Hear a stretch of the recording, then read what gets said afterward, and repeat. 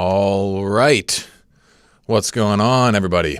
So I think this time I remembered to press go live. So yeah, you make that mistake once, you don't want to make it again. So welcome to Universal Man, where we help you unleash your apex potential. My name is Mark Queppet. Pronouns, he, him. Orientation, super straight. Have you guys seen this super straight thing? Hashtag super straight. Check it out on Twitter. It's honestly pretty hysterical. Some of the memes are truly quite funny. Like, I saw this and I was just like, what is going on with this? And I dug into it. And here's what super straight means for those of you who are not paying attention. So the gender activists on the left, they have gone through a movement to try and redefine what it means to be sexually straight, heterosexual. According to them, regular straight now means that, like, for me as a man, it would mean that I am attracted to both biological women as well as trans women. So it would mean that, because I'm straight, like if someone identifies as a woman, even though they have a penis, me as a heterosexual, normal straight man should also be attracted to them because, in their mentality, a woman with a penis is 100% absolutely totally a woman. And so therefore I should, include her in who I'm attracted to. And what people came up with, is like, okay, well, I'm not into that. And so that means I need a name for it, right? Like, that's your guys' whole shtick, is that you come up with a name for whatever your little wrinkle of sexual orientation is. And so it's like, all right, if that's normal straight, well, then I'm actually super straight. And that means that I'm not attracted to women with penises. And you know what? I personally fall into that category. And, now that I've tried it on for size, now that I got to see what it's like to find my own little sexual niche, it makes me feel a little special. It makes me feel a little good. I get the appeal now. I thought it was silly before that we'd come up with, how many dozens of different sorts of genders and orientations are there now? You know what? I don't think it's that dumb anymore. But like, what's even more interesting is how this is frustrating the people who are pushing for this kind of thing, because it's kind of like using their own logic against them. They say it's transphobic for you to identify as super straight. But isn't that the whole idea around this, is that you should be free to be attracted to whoever you want, no matter who it is? Like, why is that? Why is it only that? Why does everybody need to be attracted to transsexuals?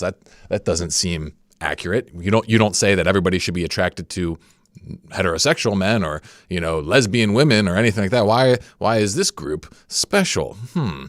Seems a little odd to me. But what it got me thinking about is just this idea of normalization, right? Like, because what they're trying to do is they're trying to normalize something that I see as essentially homosexual. Like, for me to be attracted to a person with a penis, that would be a homosexual orientation. And I'm not saying it's good, bad, whatever. It's just definitively that's the way it seems to me.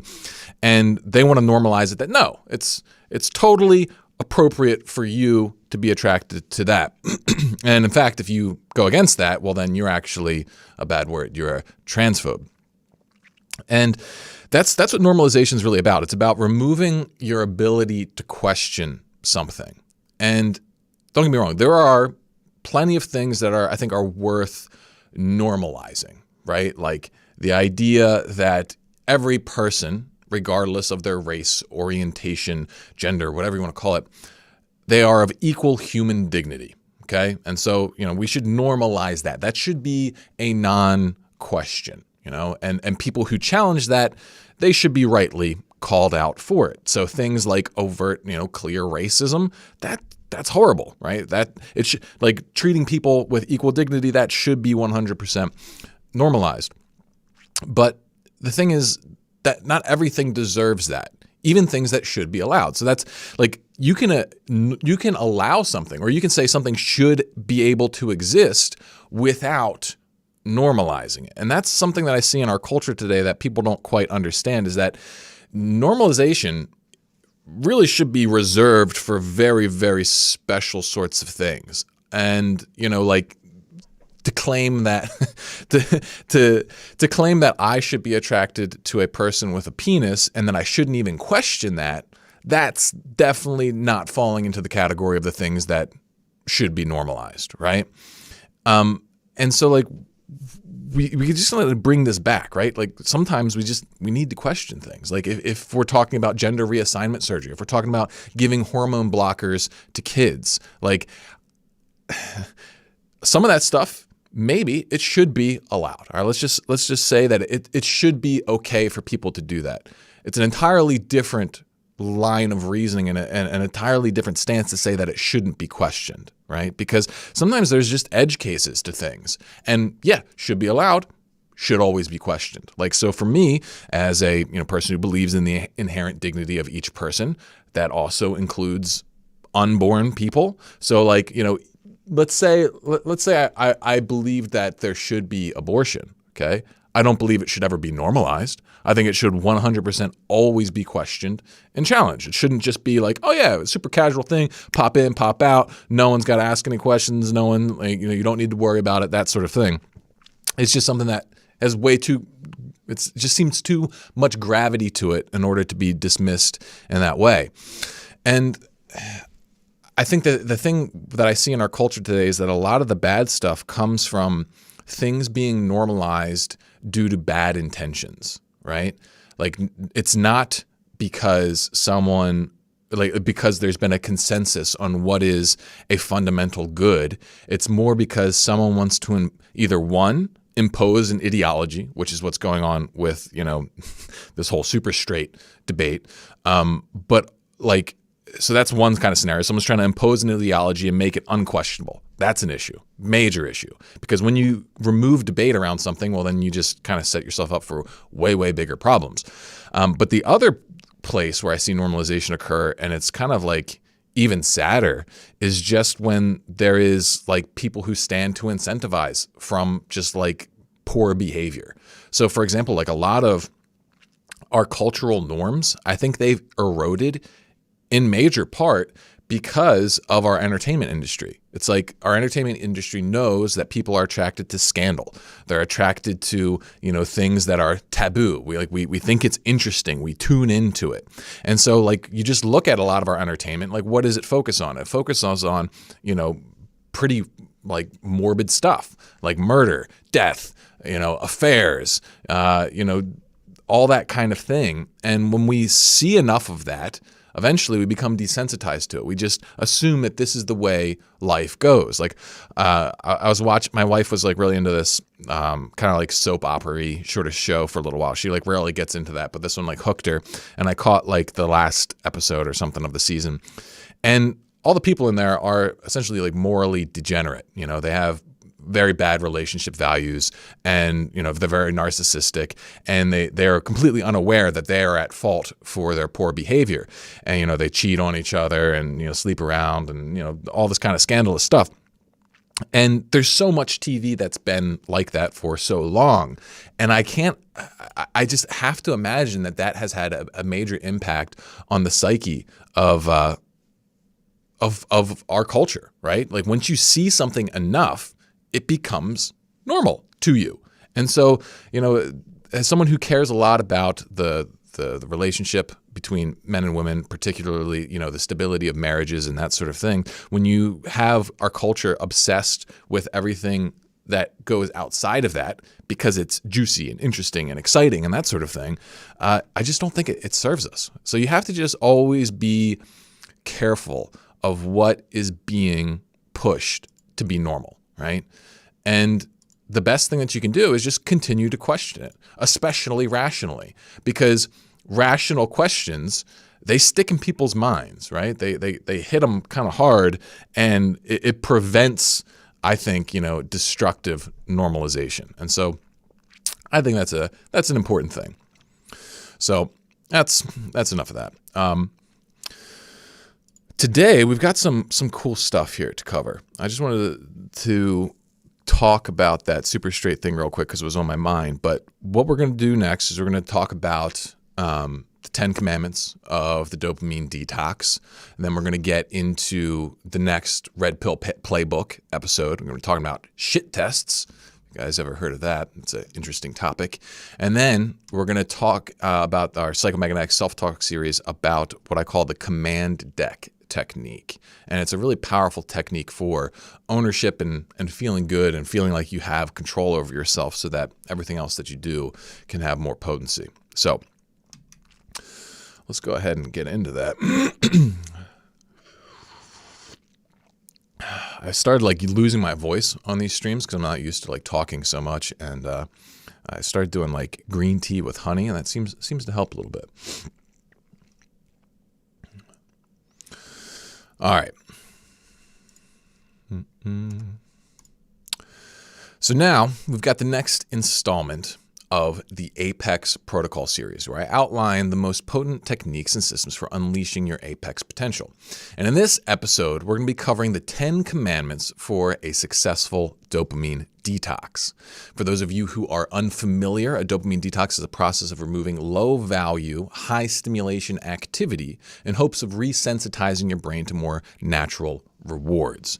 So basically, like if we're gonna give you a story to encapsulate the power of this, all right? I used to be what I would describe as a man of intention. Okay, I really had all these big hopes and dreams for myself about what I was going to accomplish, but when it came down to actually getting stuff done, I just couldn't get myself to do it at all. It just seemed so uncomfortable, so hard, and I would get so distracted so quickly.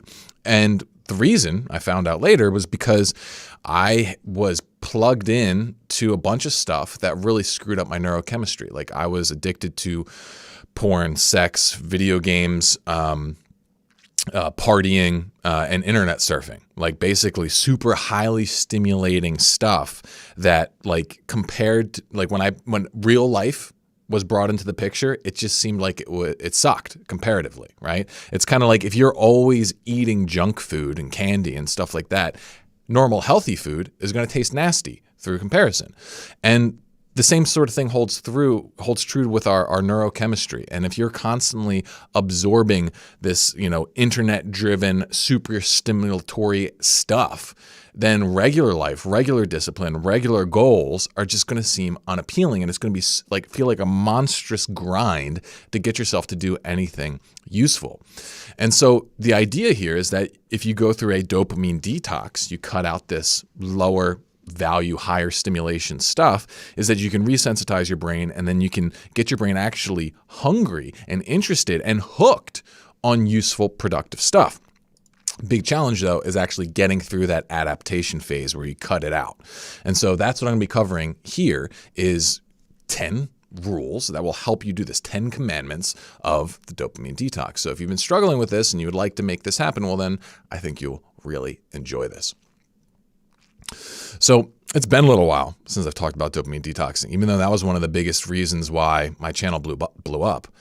I think I don't know if I was the very first person to talk about dopamine detoxes, but I came up with that concept on my own. And if someone else did it, then we just were tuned in on the same wavelength. But I was one of the first people who like popularized this idea. And you can go back and look at the videos in the timeline and stuff like that. But it kind of blew up since then. It's really, caught on in the culture. And I see some good advice around it, and I see a lot of bad advice. So I wanted to take this opportunity to kind of go through and give you guys like the high level perspective about how you should be like going through this sort of thing, because there's a lot of ways to do it wrong and screw it up and make it a lot harder than it needs to be. So commandment number 1 of a dopamine detox is you want to get rid of the most damaging thing first. Okay. And it seems obvious maybe, but like a lot of people don't do this.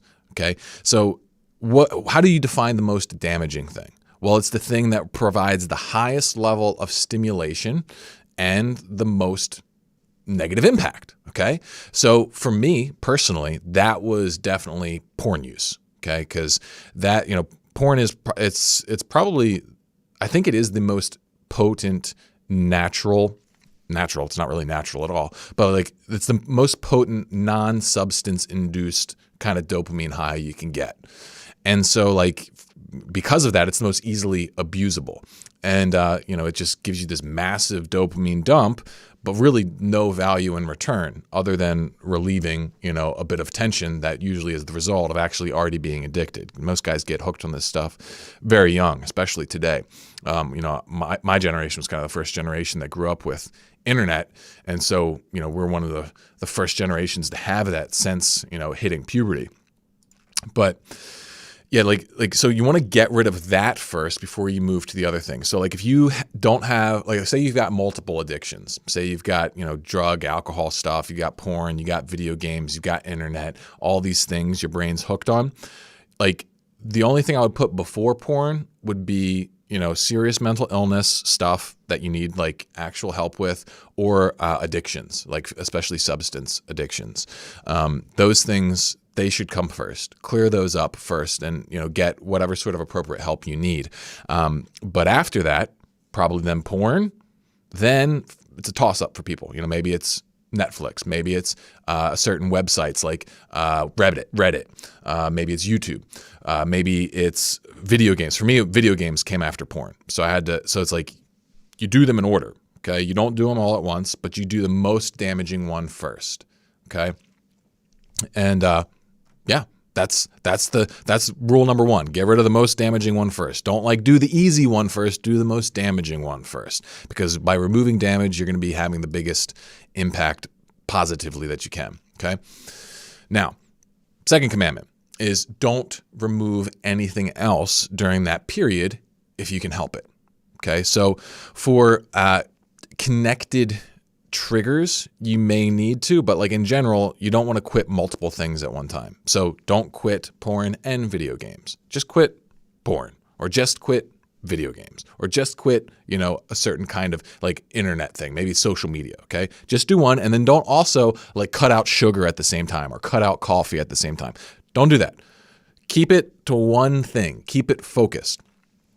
And, there are slight exceptions to this. So for example, if someone always combines a certain behavior. So for example, say someone's I've seen this before. Someone always scrolls Instagram hotties before going to porn, and it's a tied habit cycle. Well, then they're going to have to get rid of that too. They're going to have to get rid of the other link in the chain. So they might quit Instagram and porn at the same time. So that's the only exception, is when it's actually tied to the core thing that you're trying to do. But otherwise, you don't want to be cutting out multiple things at once, because it just creates too much of a vacuum. And this is what leads us into the third commandment, which is replace the old behavior with something better. Okay? It's anytime you take something out, you've got to put something in. That's the fundamentals of habit replacement, all right? And there's a little bit of nuance to this. You got to avoid trying to make super hard contrasts, okay? So someone will be all right, I do 2 hours of internet surfing each night, and I want to take those 2 hours out, and I want to replace them with 2 hours of hyper-focused productivity, okay? That's usually the wrong way to do it. Another example of this would be someone who's all right, every time you want to watch porn, instead you're going to do push-ups. Bad strategy, okay? Because in general, we use these sorts of escapes, these super stimulatory sort of activities, to serve some sort of purpose. And we got to figure out what that purpose is in our life and find a better way of treating it. So for example, you might actually need a suite of smaller changes in habits, okay? So, for example, if a guy's quitting porn, usually he needs just a suite of smaller, self-care routines. Maybe he needs better sleep, better nutrition. Maybe he needs a better way to manage his emotions, self-talk stuff. For the bigger the problem, usually the more complex the solution, but you got to think about it a little bit. Maybe it's a chunk of productivity. So go back to the scenario of the guy who's got 2 hours of internet surfing in the evening. Okay, maybe what you do is you say, all right, I'm going to do half hour of productivity, and then the other hour and a half, I'm going to focus on just doing a less bad form of relaxation. So maybe read. You're going to read, or you're going to go for a walk, or maybe do both of them, right? So you can kind of blend it, but you have to figure out what is the general replacement look like. And if you want more in-depth stuff around that, well, you can check out my reboot regimen guide if you are looking for what this looks like in relation to porn. You can get that by clicking the link below, the free guide section, or you can just follow my other material. But like, yeah, you gotta think through what it is you're going to be replacing it with. And this leads us to commandment number 4. Okay, you want to optimize around your low points. And so, what does this mean? Okay, well, a lot of guys, I think they get a little too aggressive with what they're trying to accomplish, and they get a little too overconfident. And so what they think is like, all right, if I'm really pushing myself, I could probably cut out all this stuff. I could cut out this, I could cut out this. Let's stick with the same thing. I'm going to cut out the internet surfing completely, and then I'm going to do, that 2-hour block, right, of hard stuff. It's not going to work. And so what we got to do is we got to ask ourselves, what could I expect from myself on a bad day? That's what I'm trying to say. Okay. The point of this one is like, you're not always going to be at your best. Okay. You're not always going to be feeling like $1,000,000. You're not always going to be able to push yourself to the limit. And so consistency really trumps anything else with conditioning stuff. So we have to make sure that our plan is doable when we are not doing well. So when you're tired, when you're stressed, when you're frustrated, can you follow your habit replacement plan? And if you can't, well, you have to make it more reasonable. Okay. Maybe you have to scale back the intensity of what you're trying to accomplish. Maybe instead of cutting out all internet, you just cut out the most damaging website.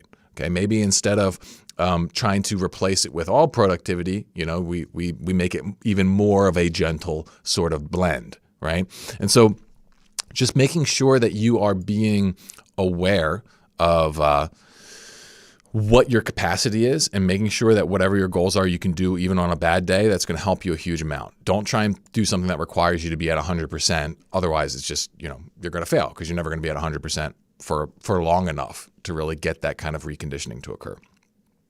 So on to fifth commandment. Fifth commandment is you want to focus on trading up in dopamine behaviors over time. So this is something that is hard for a lot of people. They want to cut out all their bad habits all at once. It's just not going to happen, right? You can do it all. You just can't do it all at once. And so what kind of timelines can we use for this sort of thing? So if you're doing something big, like quitting porn, or if you got some kind of significant like video game addiction or something like that, that might take 3 to 6 months. Like 90 days is like the minimum for a serious shift where you just want to be focusing totally on that thing until you can nail it for 90 days. That's the traditional reboot strategy. And if you relapse, well, you start over. And until you hit 90 days, then you don't move on to like shifting anything else. Okay. And you want to do it in kind of like a step pattern. So for example, when I first quit porn, I played a bunch of video games. I played actually more video games. And that was okay because I was cutting out the more damaging thing because I started with the more damaging thing. But then I worked on the video games after that. Okay. Same sort of thing is what you want to do too. You want to just trade up. So if you're, maybe your ideal is to be at a place where you are reading, classical literature and scientific research papers in your free time. But like right now you're like, a video game internet junkie. Okay. Maybe what you got to do is you cut out some of that internet surfing time and you trade it for reading fiction books. It's not quite, high-end literature and scientific journals, but it's a step in the right direction. And that's what you want to be doing, is just going steps in the right direction, because if you try and do something too extreme, you're just probably not going to stick with it. The only way that you can go super extreme is if you're super motivated, which if you are, well, then go for it. But if you're not getting the results, you're not able to follow through, you have to make it easier, or you have to figure out how to make it less voluntary. And so that's usually more difficult. Like you'd have to hire a team or send yourself away to a rehab center. And a lot of that stuff doesn't really make sense for dopamine detoxing. So that's the idea. We want to trade up over time rather than try and do it all at once and worrying about being perfect all at once. So after that, next commandment is master your junction points. So in order to actually pull this stuff off, in order to actually be able to make these kinds of changes, you have to think the right things at the right time. And then you have to do the right things at the right times, right? And these times, these are the critical moments. These are the junction points in your behaviors. And so it's like you have to understand what this cycle looks like for you. What time do you tend to use this thing that you're trying to cut out? How are you normally feeling? What's the thought process that you engage in when you go and do that thing? What does the new thought process have to look like specifically at that moment of decision when you're filled with a craving, right? And you really got to nail this stuff down, because if you don't get that junction point right, then you will never succeed, at least not sustainably. And so that's what the heart of a lot of this kind of deep habit shift stuff is centered around, is like optimizing your responses, your conditioned responses in these critical moments. And so if you want an in-depth guide on how to do that, because there's a fair bit to it, then check out the free guides I've got below, particularly the Metascript method, because it's a journaling technique that I can teach you how to really program your mind to think the right things in those moments. So it's like you want to be telling yourself the truth of what you really want, focusing on how it's going to serve you, focusing on how the other stuff isn't going to work, and making sure that you actually think those thoughts, right? Like we need to train your brain to think those thoughts in the moment, because otherwise it's going to blow right past those critical moments on autopilot, and you're not going to be able to make the sort of shift that you're looking for. So got to get those junction points down. That's like on a practical level, that's like the biggest piece, okay? So this next commandment, it's about a bit of a deeper issue too. And this is about addressing your underlying emotional pain. You know, commandment number 8 is that you have to address your underlying emotional pains if there are any. Otherwise, everything's going to come crashing down. And this, another way of phrasing this is, don't white knuckle it. So white knuckling is the idea that you're just going to brute force your way through, just going to, repress any emotion that comes up when it comes time to make these decisions. And if you just keep squashing that feeling down, well, then eventually you're going to be able to change your habits. And that only works if you're already super healthy and you don't have any underlying issues, which is really not the case for the majority of people doing this kind of stuff. And what you need to do is you need to understand, all right, is there anything else at play here that's causing me to use this in an unhealthy manner? So, for example, maybe, if a guy's really hooked on porn, maybe he's got loneliness issues, okay? And he's lonely. Maybe that's why he's doing it. Or maybe he's super stressed because of, maybe his job's rough, or maybe he's got poor discipline and he's always behind in things, or, who knows? It could be a million reasons, right? Maybe maybe someone's hooked on social media because they feel significantly inadequate and they like to look at people who are rich and successful and like project themselves onto them. So it's actually an underlying feeling of inadequacy that's driving them to do this. And so if they deny themselves their fix, well, then all of a sudden those deeper issues, those deeper pains are going to start bubbling to the surface. And they're going to feel like a craving at first, but as you push through them, they're just going to actually start feeling worse and worse and worse. And until you understand what those feelings are and actually address them, then they will always eventually trigger an autopilot and you'll just go do the thing that makes the feeling go away. So you want to pay attention to that. The Metascript method will help you understand those things, and so will my self-talk series. They'll help you understand them. And you need to. And you can factor that into the response, right? You can factor that into the replacement activity that we talked about previously. So it's like if you say the issue is loneliness, well, then maybe one of your replacement activities for cutting this thing out is more social time. So instead of more time surfing on your cell phone, instead, you actually take that time to call a friend and actually talk to someone or call a family member, right? That's the way that you can do this. You want to actually target whatever the underlying issue is. And so this brings us to our next point, okay? Once we've got like a plan going about what you're going to be focusing on removing, what you're going to be replacing, that sort of thing, we got to track your progress. A lot of guys think that they can kind of just set a vague intention and just go ahead and do it. And again, if you don't actually have a problem, yeah, maybe you can, but most people can't. You want to pay attention to your level of success, because what needs to happen every time you fail, if there is not a reflection process where you look at why you failed and how you could do better, well, then nothing's going to change. You're going to keep failing in that same way, almost always.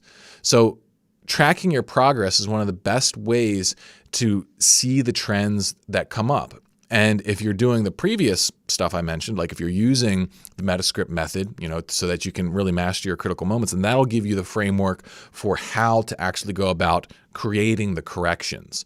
But if you're not actually paying attention as you go, then, you're kind of sunk. But beyond that too, like tracking your streak keeps your head in the game. So one of the things I've seen repeatedly is like people becoming victims to their own success. So when you're doing something like this, like a dopamine detox, there might be periods where it actually feels pretty easy. And that's great. That's not a bad thing. But the problem is when people start doing great, they stop forgetting what they're trying to do. And when they're not paying attention to what they're trying to do, then they very easily go on autopilot. And they just end up falling back into the same patterns that they're trying to escape. So if you're tracking your streak every day, you're tracking your progress, well, then you're reminding yourself every day, oh yeah, this is what I'm doing. This is what I'm trying to accomplish. This is where I'm going. So like it's just helping you remember what you're trying to do. So, that's another reason why tracking your progress is really useful. And this brings us to our final commandment for the dopamine detox, and that is to get connected. Okay. There is a limit to what you can do in your own head for your own self. We are social creatures. We have pieces of our brain literally dedicated to social connection. And to not use those pieces of our brain is to do a major disservice to our self-development efforts. Okay. Like this is something we all intuitively understand. It's like if you tell yourself in your own head, I'm going to succeed in this goal. I'm going to do this dopamine detox. That's one thing. But if you tell other people that you're going to do that, and then you stay in dialogue about it with them, then that makes the accountability way higher than just in your own head. It's way easier to just, blow yourself off than it is to repeatedly fail to live up to your own commitments to other people, right? For some reason, that social connection, it really changes things. And it can also really empower things too, because you can get feedback, you can get support, you can do all that kind of stuff. And that's what that's why I created the Universal Man Vanguard. I wanted to create a place where guys who are interested in living on the front lines of their life, really interested in doing this kind of transformative work, that they could get that kind of support. They could get that feedback. They could get that sort of inspiration. So if you want to, join us, well, then you can, check out universalman.com, check the membership thing out. It's really fantastic. It's, grown leaps and bounds and got a lot of people having a ton of fun in there. But even if it's not with me, if you're trying to do any kind of serious work, get a coach, get an accountability partner, a friend, find some other community online that you can plug into because, it's like easy mode, right? It was one of the things that I was missing back when I was really stuck trying to get myself together is once I found I needed the science to understand what was going on in my brain, and then I needed the community.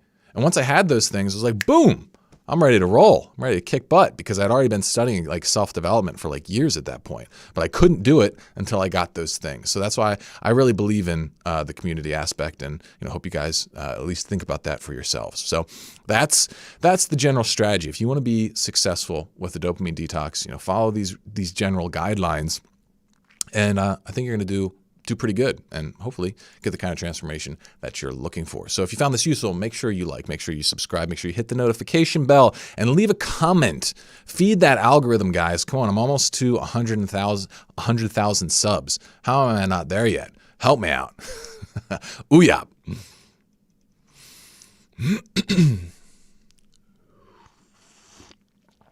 Let's see who we got here. All right, we got some good viewers in here.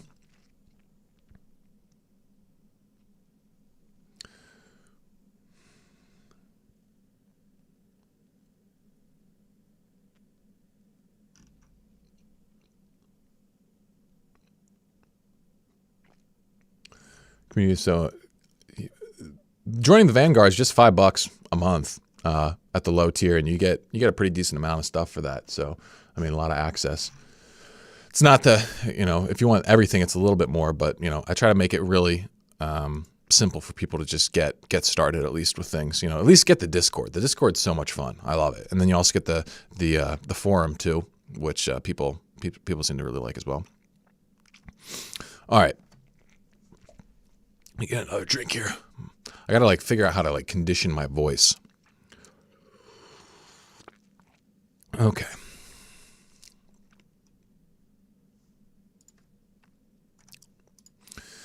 All right, my friends, it is time for the next installment of the Red Pill Playbook, where we teach you how to understand your instinctual drives so that you can thrive in the sexual and social landscape. In this episode, we're going to be covering female shit tests. If you aren't familiar with this concept, it's the idea that women will unconsciously test men so that they can gauge his quality and figure out whether he is worth their time. Guys who don't understand shit tests or how to navigate them are doomed to be constantly frustrated and unsuccessful with women. So this is an important lesson in the Red Pill series. So if you guys have been following this, then make sure you do not miss this one. All right. So shit tests. Okay. What are they? Well, women, they need to know what kind of man you are, right? They need to understand what level of quality you are in order to determine whether you could be a good mate, right? Women are essentially the selectors. They are the choosier ones in the sexual marketplace. And, you know, we covered kind of why this is. It's because, you know, they are the child bearers. You know, they are the more vulnerable ones in this whole kind of deal. And so they do need to be a bit choosier, right? They can only have so many offspring. So they got to make sure that they choose the right, you know, genetic material and then also the right provider. You know, they got to be really careful about that. It's not like a dude who can just impregnate lots and lots of women. So she's got to figure out whether you're the right guy or not. And the way she's going to do that is by testing you. It's going to determine your suitability as a mate. And that's what, you know, people call shit tests, because a lot of times it's not very comfortable as a guy. It can seem like the woman's being crazy, or it can be like seem like she is being unfair or unpleasant or being a bitch or something like that. When in reality, she's just testing you. She wants to see, all right, what's this dude made of? And usually, whatever she's uncertain around or insecure around, that's where she's going to focus her testing. And like in a general sense, it's like, all right, oh, you want to be my knight in shining armor? Well, here, slay this dragon first and prove that you're worthy of that title. And sometimes the dragon is just her attitude. Sometimes it's some problem that she's dealing with that she wants you to handle. Sometimes it's a flaw they see in you that they want you to account for. Okay, they want you to make them feel better about what you're dealing with, and it can show up in a bunch of different ways, in a bunch of different like contexts, and each woman is different in the way she does it. Some women are more irrational and unfair about it. Some women are, you know, more mature and subtle. It all depends on who she is, you know, her level of personal development and that sort of thing. So let's cover some examples here. So in an initial meeting, all right, there is a difference between a flat out rejection. Like if you're looking to date, okay, you're like in a pickup scenario or whatever. There's a difference between a flat out rejection and someone shit testing you. Okay.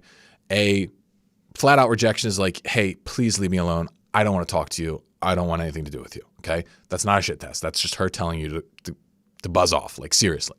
And if you keep pushing past that, you risk looking pretty crappy. But instead of that, what she might do, which would be a shit test, is be like, she kind of just like makes fun of you. Or she says, hey, I didn't ask you to buy me a drink, or something like that. And in that scenario, what she's doing is she's just trying to say, all right, what's the quality of this dude? And in the pickup community, getting shit tested in this way is actually usually considered a good thing, because, you know, it shows that she's at least open to you changing her mind.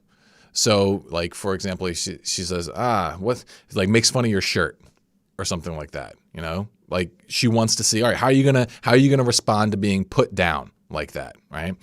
And you know, that's a dating one. Okay.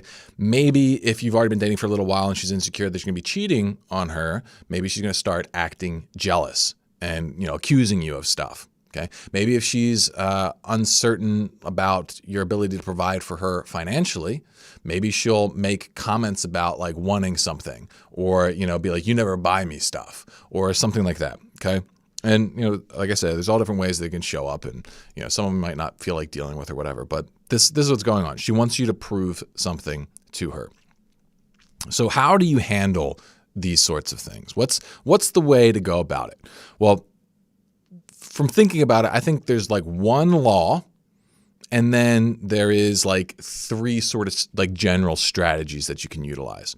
But like the basic idea is like you want to be the tester. Because if you are the tester, then that automatically positions you in a position of value, a position of dominance, a position of status. And what we've talked about previously in the Red Pill Playbook series is that women are hypergamous. They want a high value man, a high status man. And so if you carry yourself like a guy who is the one doing the testing, being like, okay, all right, I'm going to see whether this woman is worth my time, And the entire courtship process for a guy like this is that he is constantly testing the woman to figure out whether she's worth his time and energy, whether she's worth being brought to the next level of the relationship. And so like, it's the opposite of being needy. It's being like, hey, I'm a catch. And because of that, I want to make sure that I have someone of appropriate quality. It's a total opposite of the way a lot of guys do it. They go at it from this place of being seriously needy, of like, oh, I need this girl to like me. And as soon as you're in that frame, then she can test you. She's the one with the power. And like just the fact that she can do that makes you seem less valuable. And so you want to be the tester. And in order to pull this off, the number one law is that you can't be hurt by her shit tests, okay? So if she makes fun of your shirt when you approach her, like, you can't be upset about it. If you like get, okay, my mom likes it. Like if you pull stuff like that, like all fail, okay? Like if she gets on you about some flaw in you and you get upset, or if she gets all on you because of, any reason really, and you get upset and you lose your cool, well, then you've proven to her that her test has found a weak point in you, right? If she can control your emotions, then that means you're weak. Because if she can control your emotions, then other people can control your emotions. And if other people can control your emotions, then you're a manipulatable person. And that means that you're actually not that strong. You're actually not that good. You don't offer her the level of security that she wants. She wants to see you mostly be able to be unfazed. There might be, sort of exceptions to that in certain circumstances. Like she wants to know that you have passion inside of you and that like you care about things and that sort of stuff. But like she wants it to be internally directed, not externally, right? So if she sees that you're externally vulnerable to people, big ding. So that's the number one rule is like, do not let her hurt you. Understand what it is. It's in a lot of ways, it's a power play, okay? So after you understand that, the question is, how do we actually handle these tests? And I think there's kind of three ways to do that, all right? First one is like redirect. And you can think of that as like ignore and then move to something else. All right. And this works best, I think, for like lighter tests when you know that you're going to be able to kind of smooth it over and it's not going to be any sort of issue. So for example, like say you approach a woman and you buy her a drink, or you offer to buy her a drink, and she says, or you say you just bring a drink over to her and hand it to you. And she says, hey, I didn't ask you to buy me a drink. You just, if you want to do what I'm saying here, you just smile, say, hi, my name is Mark. What's your name? You just ignore them. And then you redirect to the conversation at hand, right? So that you're basically just saying, I don't care about your test. I'm here to test you, right? And so that's one way to do it. You got to be careful with this a little bit. Like you don't want to take it too deep into things, like into later relationship stuff, again, unless it's like lighter. So for example, with my wife, okay, like, sometimes she'll make a self-conscious remark about her appearance. My wife is beautiful. And sometimes, I'll pay her compliments and stuff, but I don't like paying her compliments when I can tell she's asking for them, because that's just, not what I like to do. And so sometimes like if she's like making a comment or something like that, I'll just be like, shut up. I don't want to hear it. And I'll just like ignore her, and then we'll move on in the conversation. She actually feels good about that because she knows that like she doesn't have anything to feel insecure about. That was the test, is like, she's kind of presenting an insecurity and being like, hey, can you make me feel better, right? But if you just do this too much with too many things, well, then they might actually start to think that you don't actually know what you're talking about. You don't actually care at all. Like maybe you're covering something up. Maybe you're just a blustery front. So you can't overuse this one, but you can use it for a lot, like for the majority of lower level stuff if you want. You just can't be like autistically awkward with it where like you pretend like you don't hear them like constantly. So the second one, and this is my favorite, is you want to be able to have fun with her tests.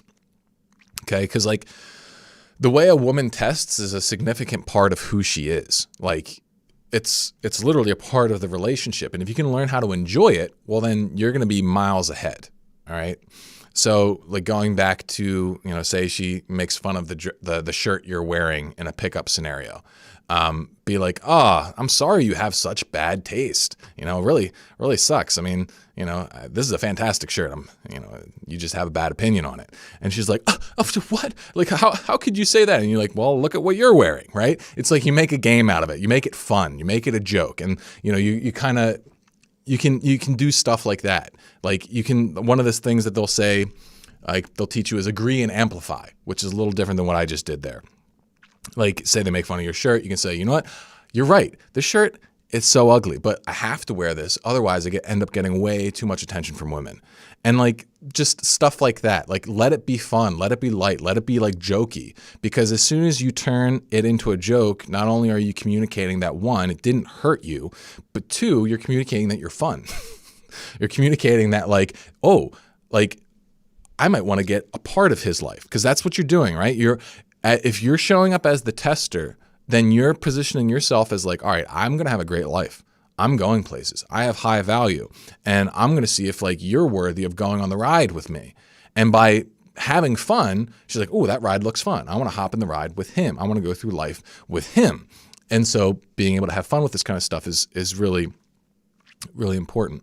And it doesn't always need to be like jokey. So for example, with my wife, she'll tie herself in knots over something, she'll be moody or tense or something. And, I can tell, she's not being pleasant to me and she's being kind of like short, like snapping at me and stuff.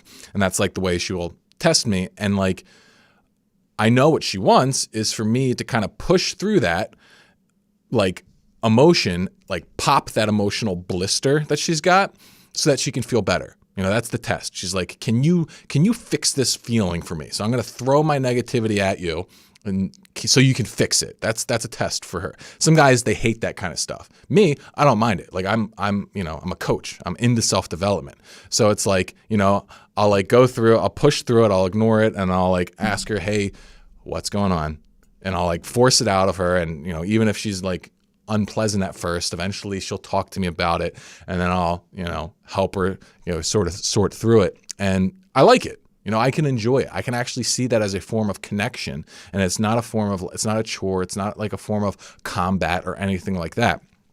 It's just like, I can have fun with it because I know what it is. It's like, oh, she's got a problem. I can help her. I'm an expert at helping people with their problems and this kind of stuff. So it's like, I'm happy to do that. And so like, that's me having fun with it.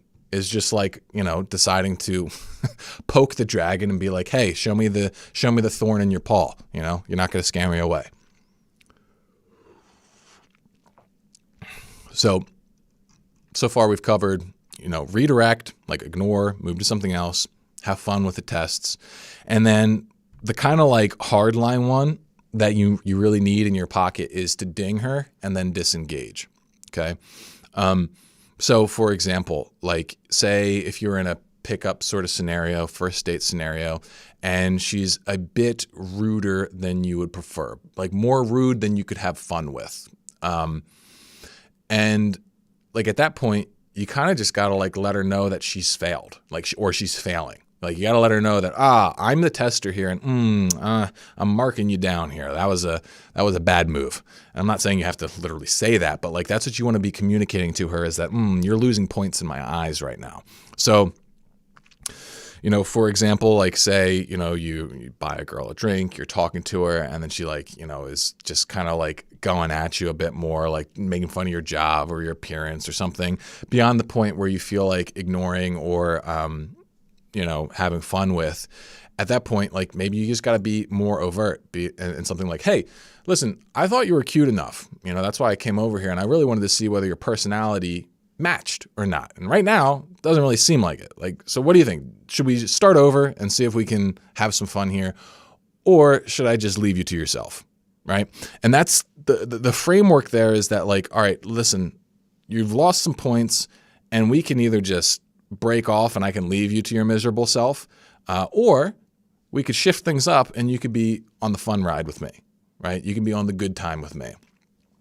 And that's a powerful frame. You know, I have to do this with my wife sometimes.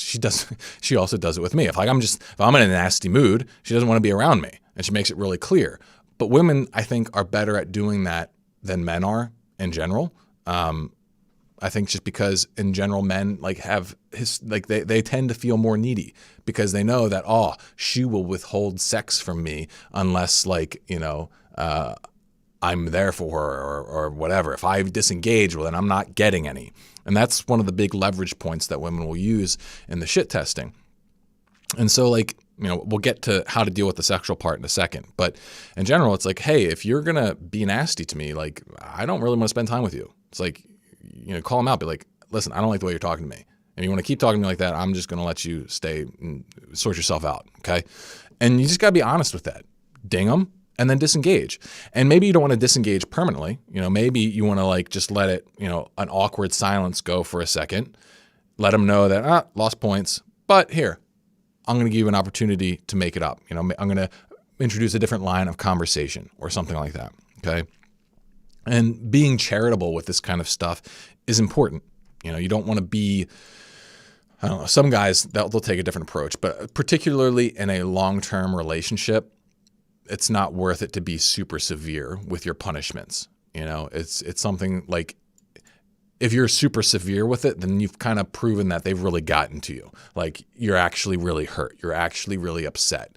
But that breaks rule number one, where it's like, don't be hurt, right? So if you're not really hurt, then it's really about a matter of respect. It's a matter of you honoring your own dignity and being like, hey, I'm above where you're at right now. I don't, if you want to interact with me, you got to treat me with a certain level of respect. And so that usually doesn't require a super long timeout. They might time themselves out a lot if they get real salty about it, but what are you going to do about that? You got to be fine. So those are the three strategies. Now, it's important to note here is that in order to pull this off, you really have to have the leverage to do this. Okay.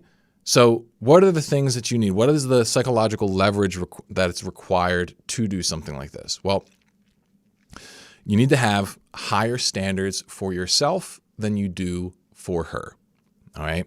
It's not going to work if you expect her to behave better than you do, because it's just going to be inauthentic and she's going to see through that. Right? If you're constantly emotionally reactive and mean and shit like that to her, and you take your problems out on her, then if she does that to you and you give her mad shit for it, well, it's going to be obviously incongruous. She's going to call you on it, and you're going to lose whatever sort of leverage you have, and you're going to end up going down in her eyes, right? It's like, if you don't have your stuff together in terms of the way you take care of yourself, the way you pursue your career, your own discipline, that sort of thing, then she's going to be easily able to call you out. If you try these things, it's just going to give her so much leverage, and you're going to have to kind of live in bizarre world, or find a girl who's kind of damaged and insecure, who's willing to go along with your bullshit. So making sure that you really hold yourself to a higher standard than her, that solves the majority of the problems, I think. But after that, okay, we talked a little bit about how women will use sex as leverage in these tests, where it's like, hey, if you don't give me what I want, if you don't pass my test, if you don't play my game, well, then I'm going to take sex away from you. Okay. Well, don't be sexually needy, and then you can't fall for that. Right? You need to be able to have some level of self-control over your sexuality. Ideally, you want to be pursuing sexual self-mastery. And so if you are a porn and video game or porn addict, a guy addicted to jerking off, well, there's a lot of leverage lost there, because it's you need to be able to walk away from the table and actually be okay. So let's contrast these scenarios. All right. First scenario is the guy who has zero sexual self-control. he needs his woman to validate him sexually, or else he goes and becomes a mopey, dissatisfied mess. Okay? Well, then he's always going to be a simp, and she's always going to hold the power, and neither of them are going to be happy. What if the guy's like, fine, you know what? You're going to walk away? Well, fine. Harumph, I'm going to go jerk off to porn. It's like, okay, that's a pretty low value move in my eyes too. It's like, that's even more pitiful, I think, than the first guy. Women might disagree on that depending on who they are. Women with a high monogamy coefficient, which I talked about in the sexual marketplace one, they're going to see that very poorly. That's going to be, you're going to be kind of like ultra beta then, because that's, porn is an ultra beta move. You're basically watching some other guy have sex while you're the dude in the bushes wishing he was having sex. That's ultra beta. And so the final option is to just actually develop yourself. Get yourself under control. Break your addiction to porn. Break your addiction to masturbation, and learn how to be okay without getting sex. Because if you can walk away and actually be fine, and you can communicate that, and they'll be able to tell. They'll be able to read it. If you're like, all right, fine, you're going to behave this way. Ding. Show you I'm happy. I'm going to walk away. I don't care if I'm not having sex with you because I'm fine. Whew. That's a huge power move there, and it makes you more attractive. Okay. And so if you're struggling with that kind of stuff and you want some help with it, well, then make sure you check out my reboot regimen guide by clicking the free guides in the link below, because I'll teach you how to start quitting porn, which is probably one of the best things that you could do for your game. And this leads us to our final point here. All right. So if you hold yourself to higher standards than you do her, and you aren't sexually needy, then the final piece is that you can't be emotionally needy. Okay. You can't be concerned with making her happy all the time, because if you're doing that, then emotionally, different way to do this. You can't be emotionally needy, and there's different ways that this neediness shows up. On some level, it's like guys need their approval of women. Okay. That's one level of emotional neediness, where it's like, I need you to like me. Okay. That's like a deep-seated insecurity. Okay. That's one kind of problem. The other kind is that you just need her to cater to your emotions. You need her to handle your stress, to handle your insecurity, to handle your, upset or whatever. And with both of these, what the woman will end up feeling is that you are essentially a child. All right. That's what babies are. They're extremely needy. And if you need something from her in order to be okay, then all of a sudden you've taken yourself out of the romantic category and into the childcare category. And that is probably one of the most unattractive things that you can do with a woman. And so, you can't be that way. You got to be able to address your own emotional struggles. So my whole self-talk series that I've been doing, that can help in a huge way. Check out my Metascript method guide for a internal work strategy, or just check out any of my other YouTube videos. The idea here is that you need to become emotionally self-sufficient, because if you need her to be okay, then you're sunk. You can't be the tester. You're in the state of dependence, right? And so as soon as you're dependent, less valuable, less powerful, she's going to be uninterested. So that's what I have for you guys on this topic. Hopefully you found it useful. And if you're thinking, oh, this sounds so hard, it's like, yeah, it's not easy. And if you don't want to do it, you don't have to, but you're just not going to get super high quality women, because if you don't do this stuff, you're not a super high quality man. And it's hard to swallow that truth, because I've been a very low quality man at different points in my life. And it's so painful to acknowledge that. But you need to, if you're going to do anything about it, because you can always bring it up. And you can usually bring it up in a tremendous amount. You just got to be honest with yourself and be willing to do the work. And you know what? Even if you, the thing that's so nice about this stuff is that when you really go at it seriously, the payoff is beyond women, right? The payoff is that you just actually end up liking yourself and liking the guy that you are, which is, I think, the best. So if you found this useful, please please subscribe. Make sure that you hit the notification bell and leave a comment for the algorithm so that my stuff can be promoted almost to 100K. Let's get there.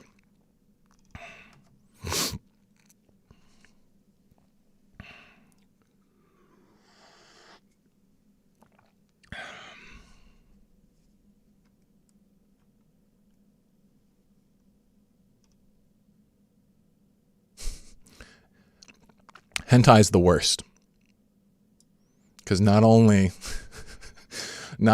are you using porn and it has all that kind of stuff, but you're actually getting yourself hooked onto like physical proportions and bodies that don't actually exist, which is just not going to serve you well in any regard.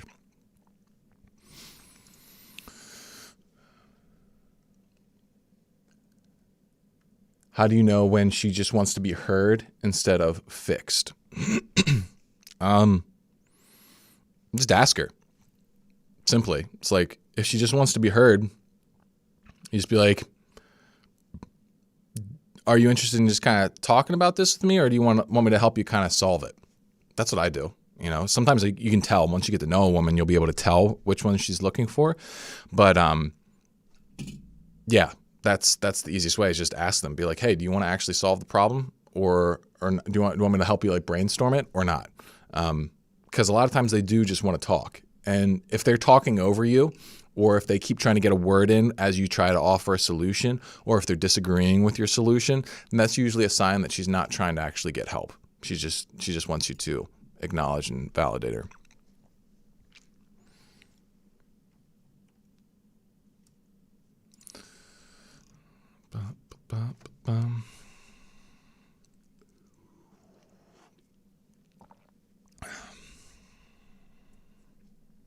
Okay.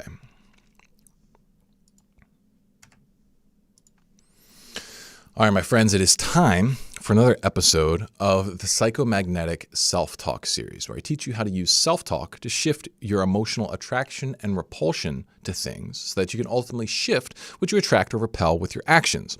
And today I want to teach you a technique that not only gives you tremendous power, but it actually allows you to feel powerful.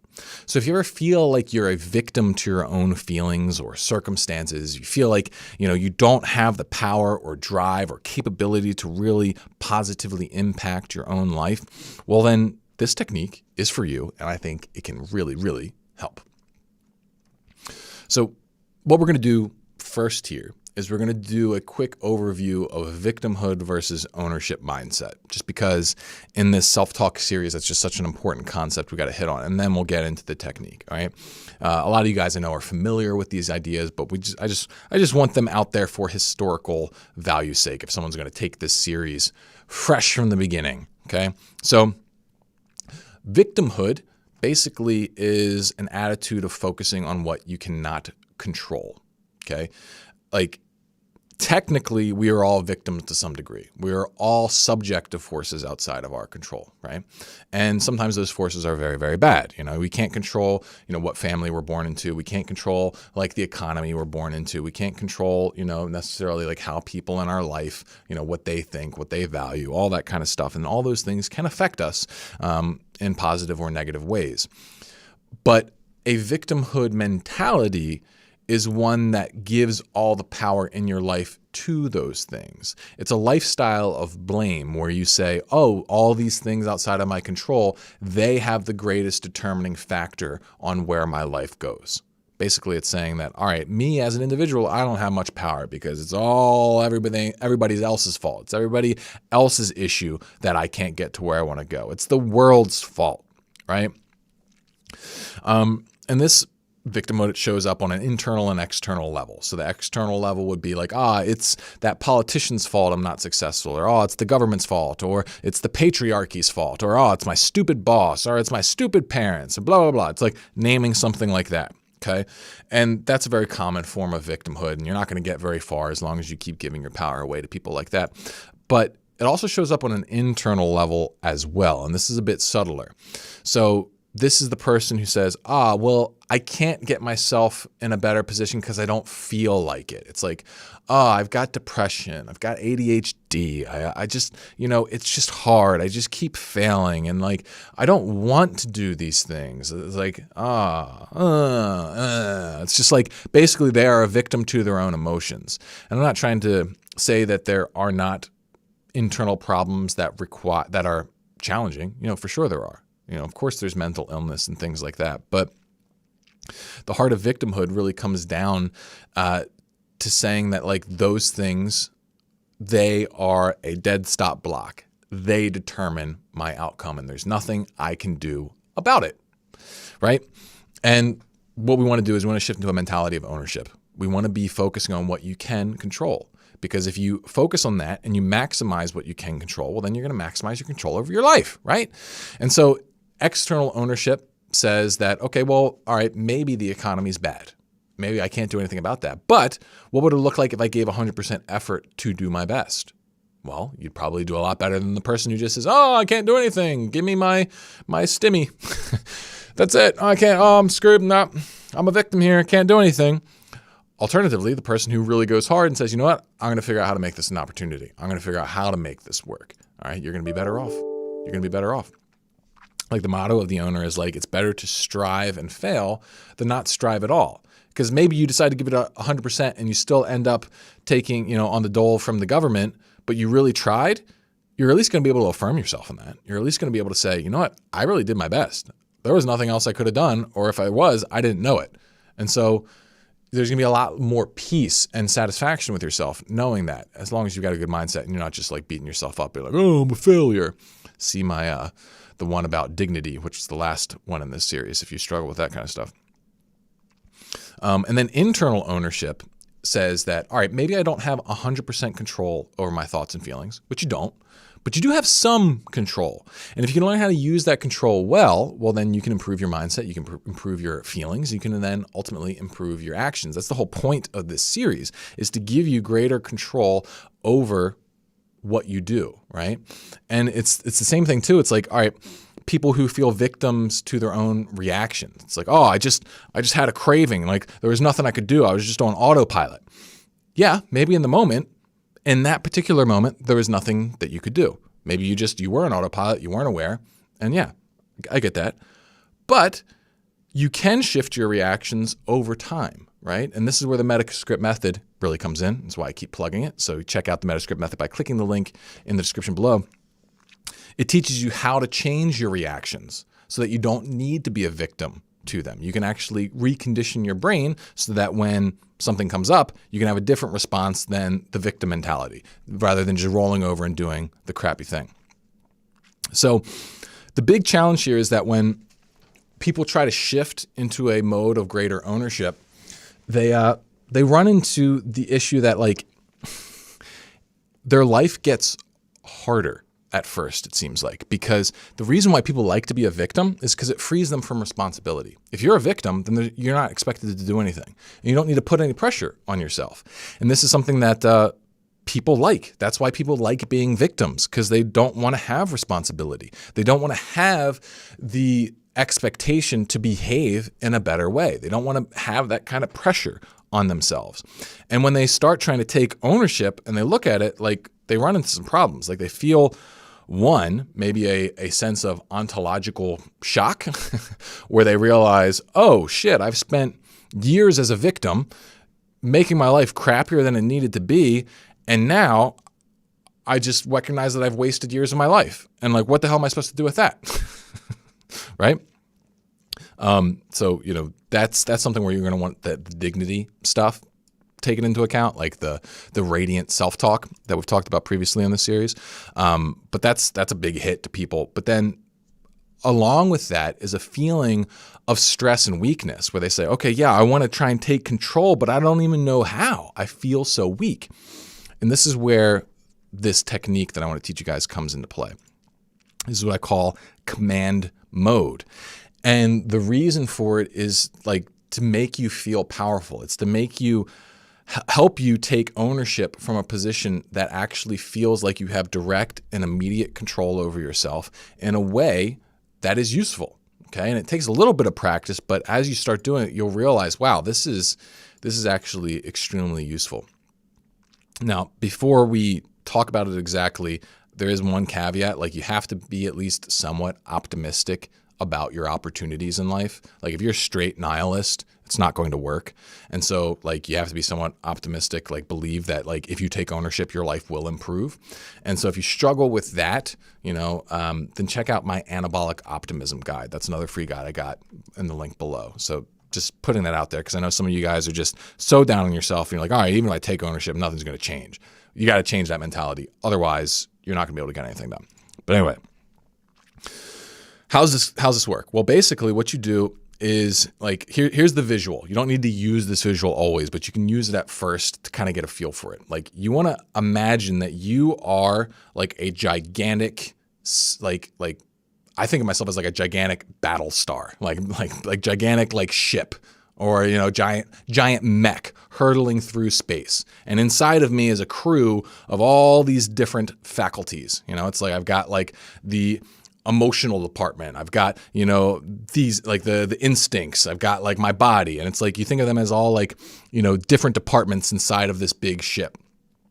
And at the top, on the bridge, right inside your head, there's the commander. And that's like, you can call that the ego. You can call that the terminal self, whatever you want to call it. But it's the part that needs to sort through all of this other stuff and be the leader.